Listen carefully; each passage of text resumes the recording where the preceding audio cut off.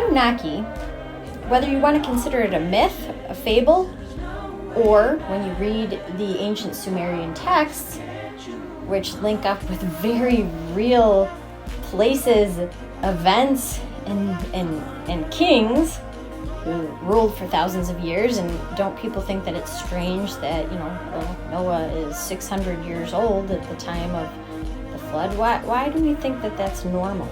Does anyone ever question that and why that is? I think that we need to ask more questions. So that whole civilization played out the whole original good and evil, with Anu sending out his sons Enki and Enlil to go find gold, ironically, for their dying planet because it was too close to the sun and it couldn't handle all the radiation. And they also found when they got to Earth, because they had such a short annual cycle, they couldn't handle the radiation there either, and they weren't living as long. So they needed to ingest the gold to live longer, and they needed it to preserve their atmosphere. Now, the gold has the same structure as the structure of our DNA, the structure of gravity. It's fractal. It's forever.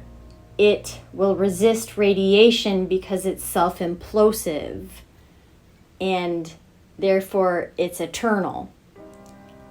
And this is something that they weren't able to mimic within their own hearts. So isn't it so funny that the Anunnaki came to Earth to mine gold? No metaphors are ever an accident, because we really are living in a world of illusion.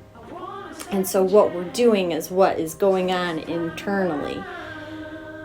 To make a long story short, so the Anunnaki supposedly made us, in their stories, in their likeness.